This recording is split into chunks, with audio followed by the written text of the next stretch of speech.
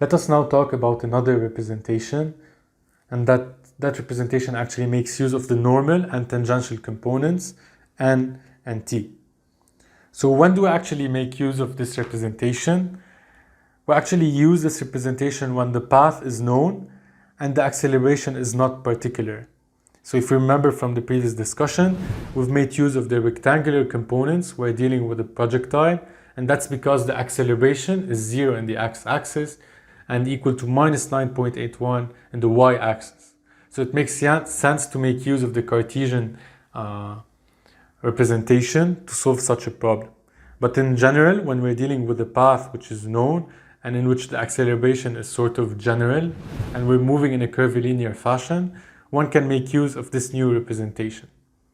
So the axis here is centered at the particle, and so it's a moving reference. So whenever the particle moves, the axis moves with it. The t-axis is always tangent to the path of motion, while the n-axis is normal to t and pointing towards the center of the curve. So if you look at the image on the right, whenever you have a certain curve, the n-axis is always pointing towards the center of that curve and not towards the outside. Finally, one thing to note about this representation is that it cannot describe meaningfully the position as a function of time. And that's because the frame of reference is actually moving, and making use of the axis t and n does not provide an easy way to represent the variation in position. So let us represent the velocity now in this new framework. So v is equal to ds over dt, and that's equal to vt ut plus vn un. So similarly to what we've seen before in the rectangular coordinate, we can now make use of ut and un, which are unit vectors and are equivalent to the I and j unit vectors. Now, remembering that v is always tangent to the path, one knows that v is going to be collinear with the t-axis, and so one can say that vn is equal to 0 and vt is simply equal to v. And so one can write that v is equal to v times the unit vector ut.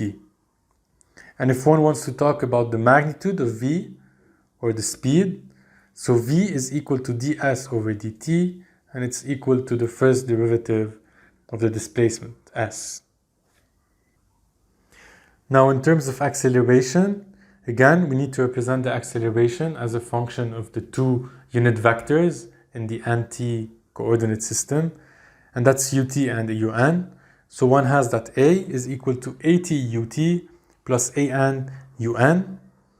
And so at is equal to dv over dt, that's the first derivative of the velocity, or consequently the second derivative of the displacement, and an is equal to v squared over rho, so the velocity squared divided by the radius of curvature.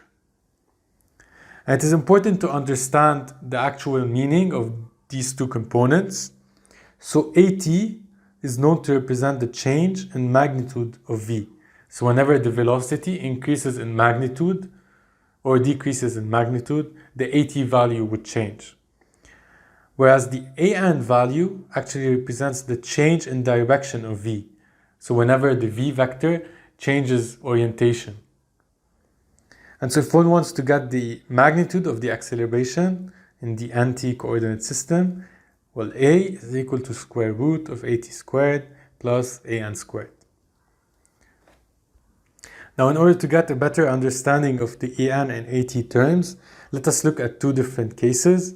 Let us assume in case 1 that the particle is moving along a curve in which the radius of curvature tends to infinity. So one can imagine a huge circle and the particle which is moving within a very small portion of that circle. And so if you expand the path, you'll notice that the path tends to be more of a straight line.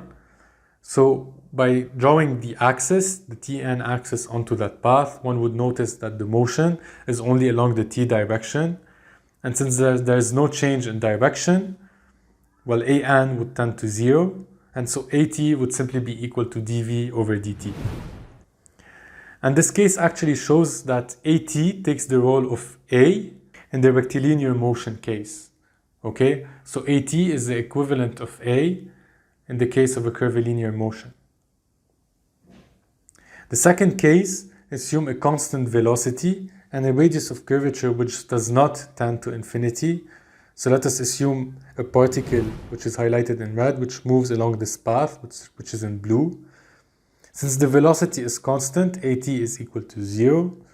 And since the radius of curvature does not tend to infinity, AN is equal to V squared over rho. So again, you can see that AT is related to the change in velocity, while AN is related to the change in direction.